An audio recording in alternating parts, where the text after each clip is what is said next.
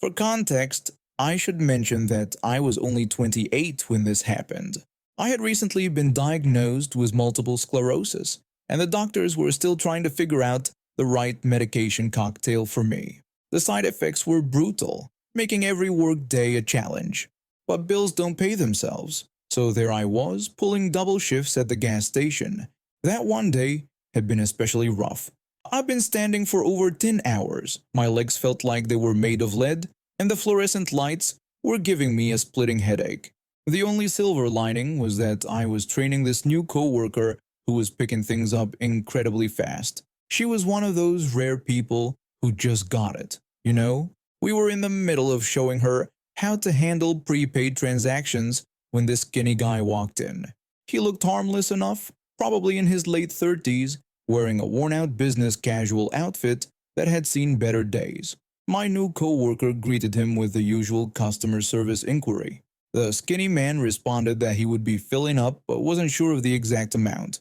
Pretty standard request. In our state, all pumps are prepay, but we usually make exceptions for people filling up their tanks. We just hold on to their money and give back the change afterward. My coworker assured him it wouldn't be a problem. The man put $50 on the counter and headed to the bathroom. His wife was already at the pump, so my coworker authorized it for her. The pump hit $20, and suddenly all hell broke loose. This woman, and I kid you not, started having a full-blown meltdown at the pump. She was kicking it, punching it, throwing her purse around like she was auditioning for a role in an exorcism movie. When she spotted us watching through the window, she transformed from possessed human to raging bull.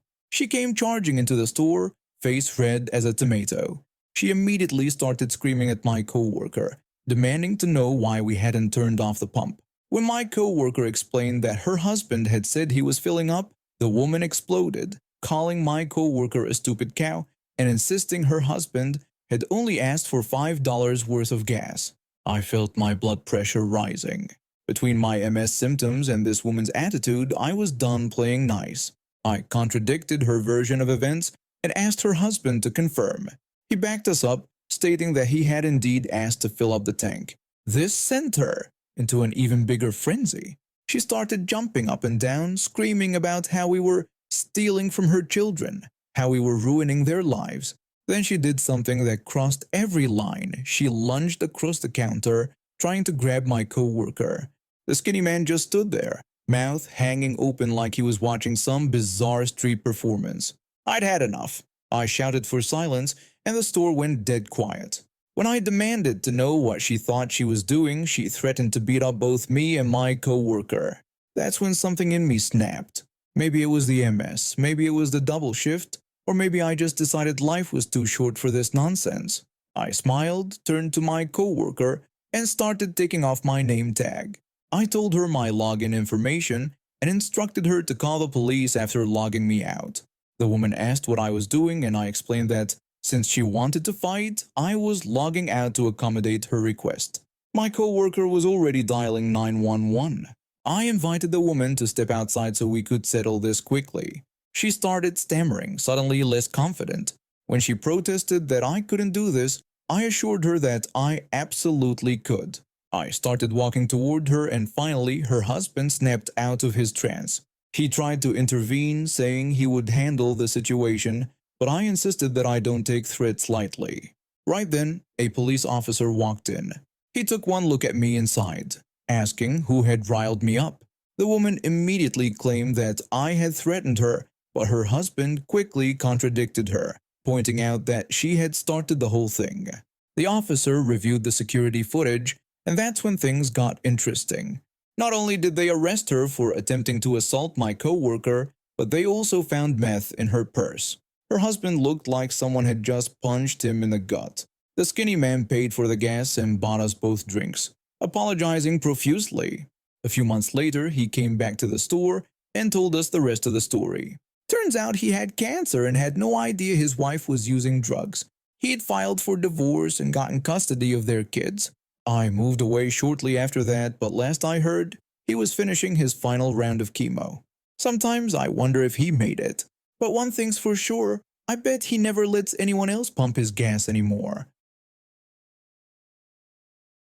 Before I transferred to university, I was doing theater at my local state college while working on my associate degree.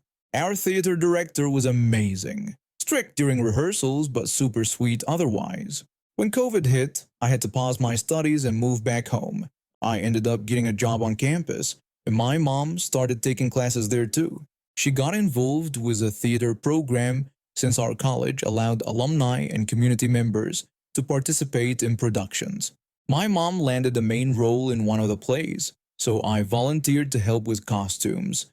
Everyone in the cast was great except for this one older man in his late 60s who had recently started taking drama classes. He was an absolute nightmare to deal with. Whenever the director gave him direction about how to deliver his lines, he'd argue back or blame his scene partners. If anyone forgot their lines, he'd throw a fit. He even snapped at me multiple times about costume decisions. I wanted to quit, but I stuck it out for our director's sake. When the play ended, I thought I'd never have to deal with him again.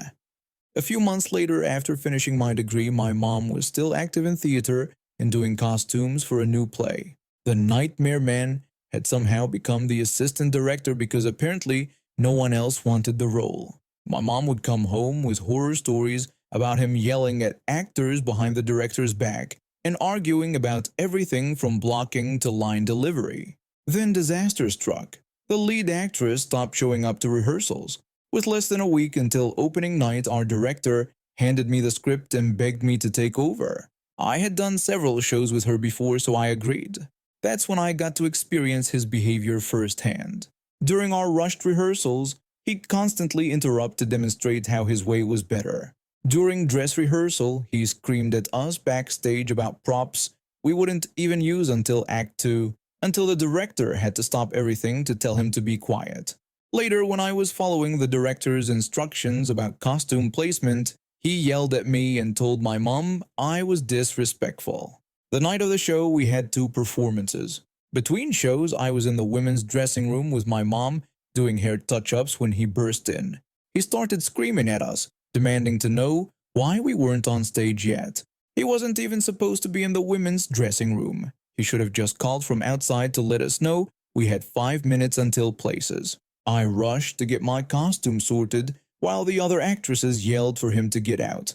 When I was heading to the stage entrance with my mom helping with my microphone, I heard him cursing and saying my name. Then I heard him complaining about how disrespectful I was and telling someone I should just do my job. I confronted him, asking why he was talking badly about me right before I had to go on stage. He just yelled at me to stay out of it. I told him to stop talking about me and focus on the show. That's when he punched me in the shoulder from behind, hard enough that I almost fell. I turned around, and in that split second, I chose to yell instead of fight back since my mom was between us. I shouted at him that he couldn't hit people and that he had just hit me. He threatened to do it again and told me once more to stay out of it. He started charging at me, but my mom slammed him into the wall and got in his face. She warned him to never dare touch her daughter. Suddenly, his whole demeanor changed, and he started repeatedly apologizing and telling us to hit him instead. This all happened during the pre-show announcements, so the audience didn't hear anything. The other actors and stagehands saw everything though. One actress helped me get on stage, and apparently I performed perfectly, though I barely remember any of it. While I was performing, one of the actresses threatened to call security if he didn't leave. The director made him leave the building after chewing him out. After the show, they told me I could report him to campus security if I wanted to, but they had already gone home for the night. The next morning, I reported him to campus police. When they interviewed witnesses, they discovered even more horrible behavior. He had been body-shaming one actress, inappropriately touching an 18-year-old actor who was too scared to speak up, and terrorizing the teenage stagehands by screaming in their faces. He got expelled from the school and banned from all campus events. But our director and I weren't done. She contacted her entire theater network, and now he's banned from every theater company in our region. He'll never get the chance to abuse anyone in theater again. Back in 2008, I was pretty careless with my online security. You know how it is. You think it won't happen to you until it does. I had this Gmail account that I used for everything, protected by what I now realize was an embarrassingly weak password. The kind of password you probably guess in your first few tries if you were trying to break in. I used the same email and password combination for my PayPal account, which was linked to my old checking account. I hadn't used that checking account much. It was basically empty except for a few dollars here and there. One morning I logged into my Gmail and immediately knew something was wrong.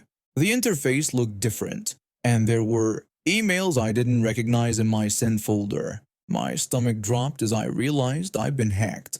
I immediately rushed to check my PayPal account, and there it was, a fresh $500 transfer to some random account I'd never seen before. I called the bank right away to report the unauthorized access to my account. After going through the standard verification process, I explained what had happened. The representative assured me they would close the account immediately and that any pending withdrawals would be rejected. They offered to help me open a new account, but I politely declined, saying I would handle that separately. I wasn't done yet. The PayPal transfer was still pending, and I noticed something interesting. The destination account's email address was visible. Time to do some digging. A few Google searches later, I struck gold. The email belonged to some college student in California. This guy wasn't exactly careful about his online presence. His Facebook profile was public, showing pictures of him partying at his college campus. His Instagram was full of photos with his family tagged.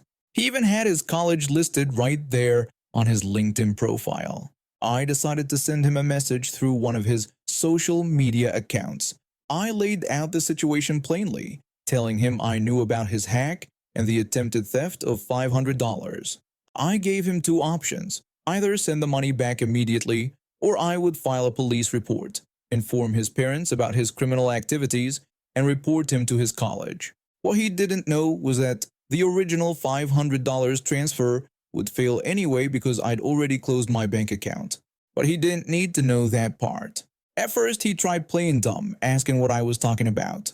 I called his bluff, mentioning the PayPal transfer from the hacked Gmail account and pointing out that I had all the evidence, including his email address. I even threw in that I knew his mother worked at the local high school, suggesting I could send the evidence to her. He quickly changed his tune, pleading that it was a mistake. I remained firm, telling him to send the $500 back immediately or I would start making calls. He gave in and agreed to send the money right away. Within minutes, I got a PayPal notification. $500 had been sent to my account. Just as I expected, his attempt to take money from my account failed because the bank had closed it. But his $500, that went straight through to me.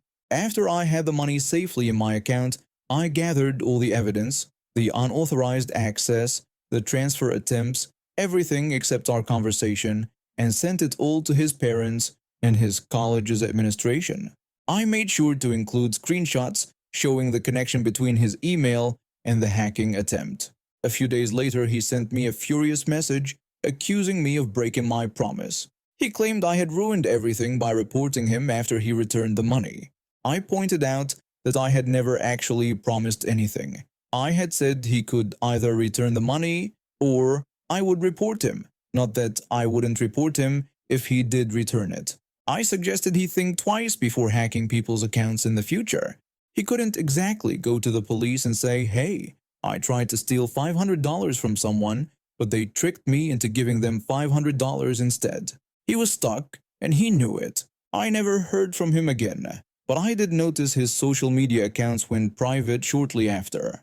I moved the money to a new bank account, set up proper two-factor authentication on everything, and made sure all my passwords were strong and unique. So in the end, my hacker's greed cost him $500, a very uncomfortable conversation with his parents, and probably some serious explaining to do at his college. And well, I got a free $500, a crash course in cybersecurity, and a pretty good story to tell. I was your typical middle school kid who lived for recess. Our school didn't have many entertainment options, just a basic playground, a few basketballs, and some chalk for Foursquare. But we made it work. Knockout was our thing. Every single recess you'd find at least 15 of us lined up at the basketball court, ready to play. For those who don't know, knockout is this fast-paced basketball game where players line up to shoot, and if the person behind you makes their shot before you do, you're out. One Tuesday, during our regular knockout session, our math teacher walked up to us with that look on her face. You know, the one adults get when they're about to ruin your fun. She called us over to talk about the game we were playing. When I asked if something was wrong, she explained that several teachers had noticed our game seemed too rough and that knocking other players' balls away wasn't kind or considerate. My friend tried to argue that it was literally the point of the game, but the teacher wasn't having it. She told us that from now on, we couldn't touch another player's ball during the game and needed to keep our hands to ourselves.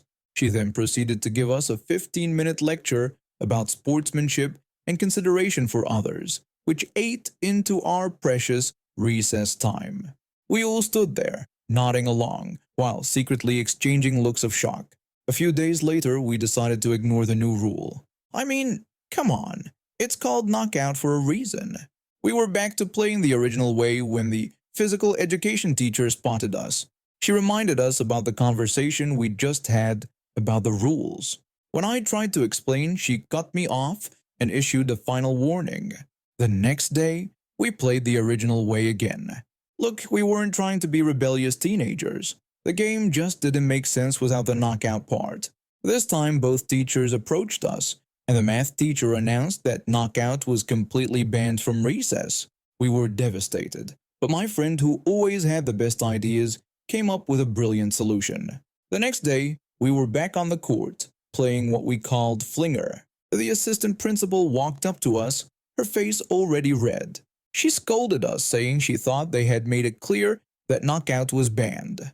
My friend cleverly responded that we weren't playing knockout at all. When the assistant principal accused us of trying to fool her, my friend explained that this was a completely different game called flinger, where instead of knocking the ball, we fling it. Totally different game according to him. The assistant principal just ordered us to stop playing whatever this was and stormed off, probably to complain to the principal about us. We thought we were so clever, but the following Monday, every single classroom had a new notice posted on their windows. In big bold letters it read, "Official rules of knockout flinger." But here's the thing, they couldn't stop us. We just came up with new names every time. By the end of the semester, we'd gone through swoosher, pull tap, bounce out, and my personal favorite, definitely not knockout. The teachers eventually gave up trying to keep track of all our new games. The next year, when the new batch of 7th graders came in, we passed down our sacred knowledge of all the alternative names for knockout. It became something of a tradition. Every time the teachers banned one name, we'd just switch to another. I heard they're still playing basketball game version 12.5 during recess.